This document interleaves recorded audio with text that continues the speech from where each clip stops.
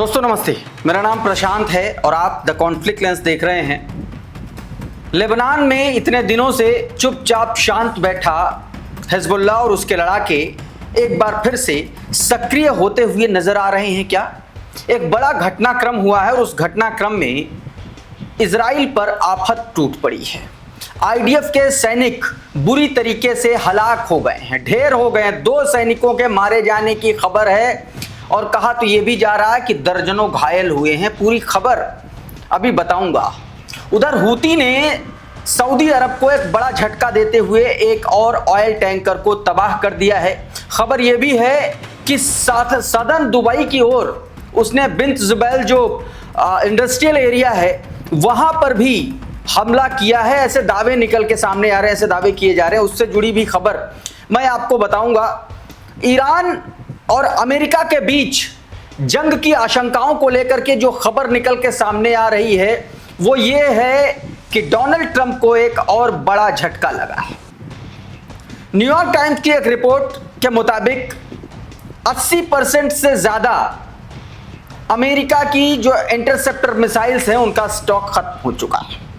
इसके बारे में और आज मैं आपको वीडियो के आखिरी हिस्से में बताऊंगा रूस और यूक्रेन के बीच में चल रही जंग का ताजा अपडेट, क्योंकि तमाम सारे दर्शक ऐसे हैं जो ये कहते हैं कि रूस और यूक्रेन के भी अपडेट दिया करिए। तो आज के इस वीडियो में मैं उससे जुड़ा अपडेट दूंगा और अपडेट बहुत बड़ी खबर को लेकर के। खबर यह है कि बीती रात रूस ने यूक्रेन पर करीब 40 मिसाइलें दागी हैं। यूक्रेन की राजधानी कीव पर यह हमला किया गया और कहा तो यह जा रहा है कि यूक्रेन को संभलने का मौका तक नहीं मिला। सैकड़ों लोगों के मारे जाने की खबर है।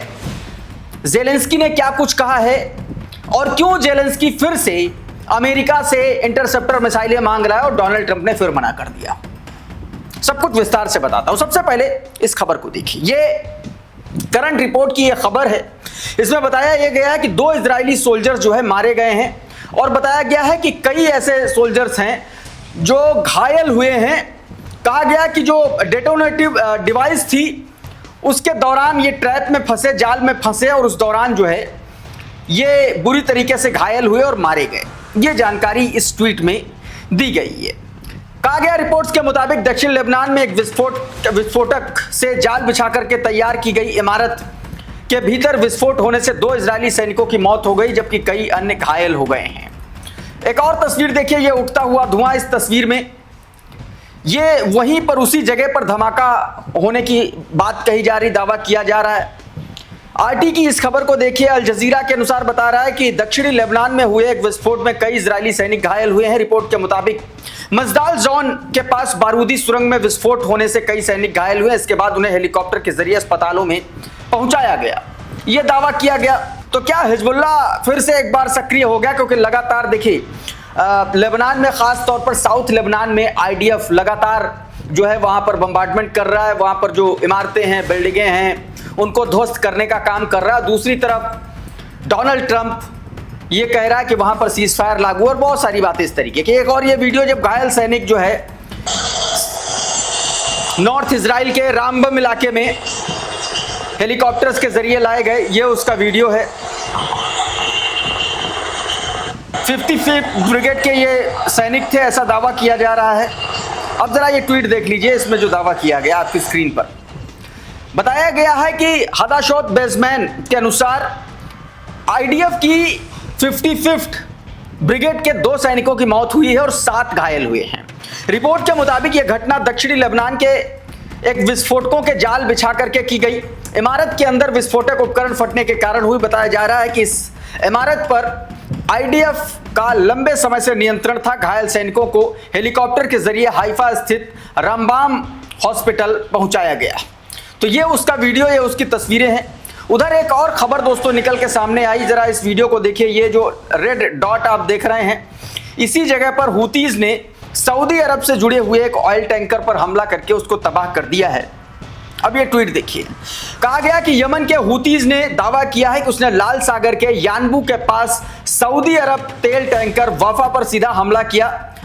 अंसारुल्लाह हूतीज का कहना है कि सऊदी अरब के लाल सागर स्थित बंदरगाहों की नाकाबंदी अभियान शुरू करने के बाद से यह सऊदी जहाजों पर उसका 8वां हमला है। मतलब 8 जहाज, वो अब तक 8 जहाजों पर हमले कर चुका है। हूतीज ने यह भी दावा किया है कि 29 सऊदी जहाज बाब अल मंदेब स्टेट तक पहुंचने से पहले ही वापस लौटने के लिए मजबूर हो गए हैं। मतलब हिम्मत नहीं जुटा पा रहे हैं कि उधर जाया जाए। अच्छा, एक खबर और आई है, जरा तस्वीरें देखिए, फिर मैं इस खबर के बारे में आपको बताऊंगा। ये देखिए उगता हुआ धुआं। बताया जा रहा है कि जबेल अली जो इंडस्ट्रियल एरिया है वहां पर अटैक किया गया है और ये अटैक दावा किया जा रहा है कि हूतीज ने किया है। अब जरा इस ट्वीट को देखिए। बताया गया कि यूएई के दुबई दक्षिणी हिस्से में, माफ कीजिएगा, यूएई के दुबई के दक्षिणी हिस्से में स्थित जेबेल अली इंडस्ट्रियल एरिया पर जेबेल अली पोर्ट के पास कई जोरदार विस्फोट होने की खबरें आई हैं। रिपोर्ट के अनुसार करीब 20 मिनट के भीतर कम से कम 7 धमाकों की आवाजें सुनाई दी हैं, जिसके बाद इलाके से धुएं के घने गुबार को उठते हुए देखा गया।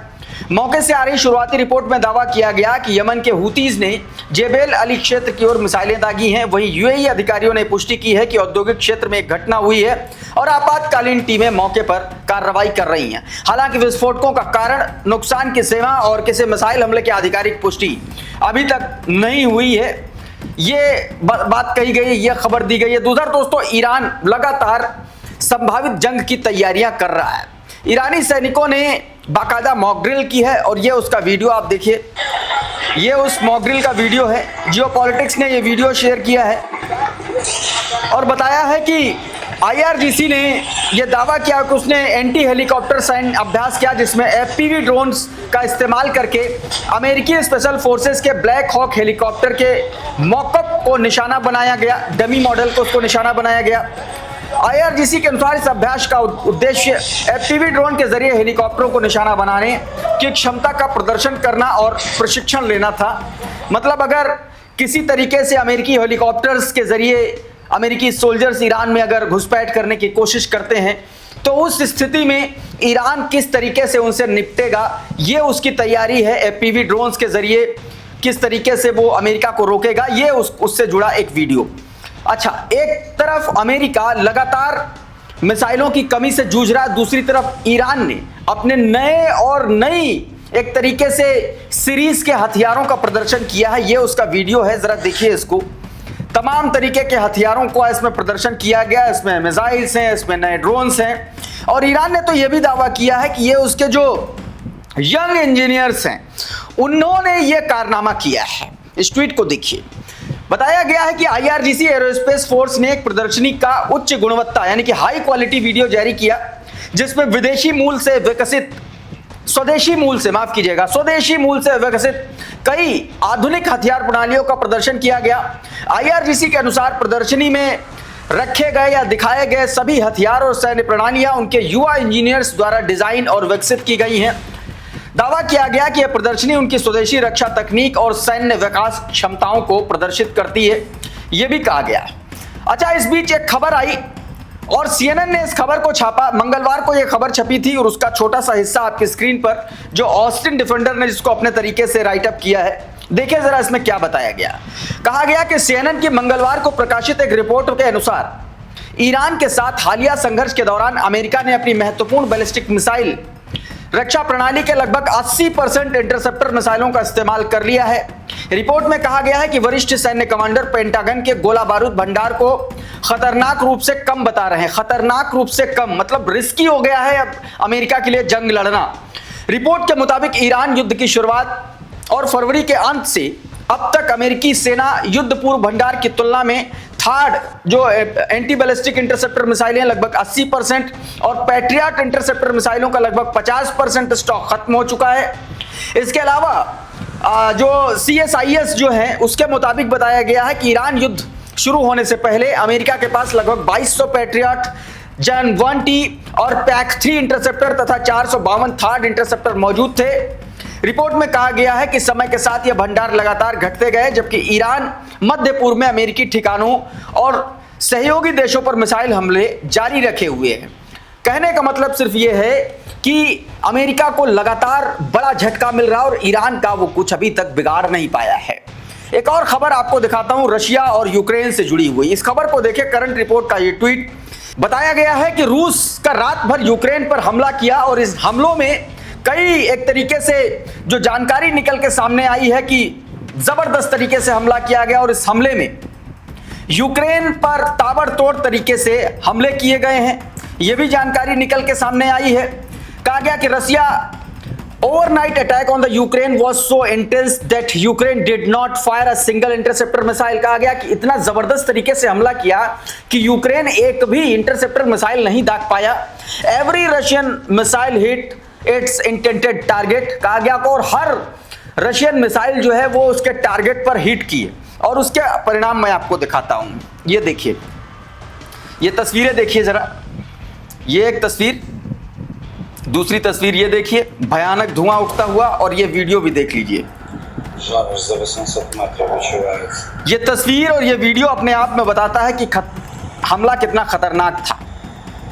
अब जरा इस ट्वीट को देखिए। इसमें बताया गया है कि इस हमले में कम से कम, दावा किया गया कि इस हमले में कम से कम 20 स्कंदर MS-400 बैलिस्टिक मिसाइलें, 5 जिरकॉन हाइपरसोनिक क्रूज मिसाइलें और 2 KN-23 बैलिस्टिक मिसाइलें दागी गई हैं। बताया जा रहा है कि इन्हें ब्रायंस्क, कुर्स्क और वोरोनेज और रोस्तोव क्षेत्रों से लॉन्च किया गया। रिपोर्ट में दावा किया गया कि दागी गई सभी मिसाइलें अपने लक्ष्य पर पहुंची। साथ ही यह भी कहा गया कि कीव के आसपास पैट्रियट इंटरसेप्टर मिसाइलें पूरी तरीके से समाप्त हो चुकी हैं। इसलिए हमले के दौरान एक भी पैट्रियट इंटरसेप्टर मिसाइल नहीं दागी गई। दावा है कि आखिर पैट्रियट इंटरसेप्टर 31 जुलाई के हमले के दौरान इस्तेमाल की गई थी आखिरी बार, तब से इस्तेमाल नहीं की गई है, मतलब खत्म हो गया है। उधर ये खबर निकल के सामने आई है कि यूक्रेन के पास इंटरसेप्टर मिसाइलों का जो जखीरा है वो समाप्त हो गया। इस खबर को देखिए, मारियो नफाल ने ये ट्वीट किया है जो इस पर एक तरीके से इस दावे पर मुहर लगाता हुआ नजर आ रहा है। रिपोर्ट के अनुसार अमेरिकी राष्ट्रपति डोनाल्ड ट्रंप ने यूक्रेनी राष्ट्रपति व्लादिमीर जेलेंस्की को अतिरिक्त सैकड़ों पैट्रियट मिसाइलों की मांग को अस्वीकार कर दिया है। बताया गया है कि ट्रंप ने इसका कारण अमेरिकी भंडार की कमी बताते हुए उपलब्ध इंटरसेप्टर मिसाइलों की आवश्यकता फिलहाल मध्य पूर्व में है, सीधे सीधे मना कर दिया। मतलब घर में नहीं दाने अम्मा चली भुनाने वाली स्थिति डोनाल्ड ट्रंप नहीं करना चाह रहा, क्योंकि लगातार इसकी मिसाइलें खत्म हो रही हैं, चाहे थार्ड हो चाहे पैट्रियट हो। पैट्रियट 50%, थार्ड 80% खत्म हो चुकी हैं और ऊपर से जेलेंस्की के पास कुछ बचा नहीं है। तबाही इतनी मची है कि कई सारे लोग मार दिए गए हैं। ये वीडियो जेलेंस्की ने शेयर किया है अपने ट्विटर हैंडल से। देखिए, ये खुद यूक्रेनी राष्ट्रपति व्लादिमीर जेलेंस्की ने वीडियो शेयर किया और जानकारी दी है हमले की और नुकसान की। अब इस ट्वीट को देखिए, इसमें जानकारी जो दी गई, इसमें जो बताया गया वो मैं आपको बता देता हूं। जेलेंस्की ने ट्वीट करते हुए बताया है कि 24 बैलिस्टिक मिसाइलें, 4 जिरकॉन ऑनिक्स और मिसाइलें और 115 ड्रोन इस्तेमाल किए गए। ये दावा किया गया ट्वीट में। कहा गया कि हमले का मुख्य निशाना नागरिक व्यवसाय गोदाम थे और बुनियादी ढांचे और रेलवे स्टेशन पर भी हमले किए गए। इसमें 44 लोग घायल हुए हैं और 17 लोगों की मौत हो गई है, यह भी बताया गया है। कुल मिलाकर के एक तरफ ये मामला अब और ज्यादा गंभीर होता हुआ नजर आ रहा है। तो दोस्तों, अभी के इस वीडियो में बहरहाल इतना ही। बहुत बहुत शुक्रिया, बहुत बहुत धन्यवाद। आप जुड़े रहिए आपके अपने चैनल द कॉन्फ्लिक्ट लेंस के साथ। नमस्कार।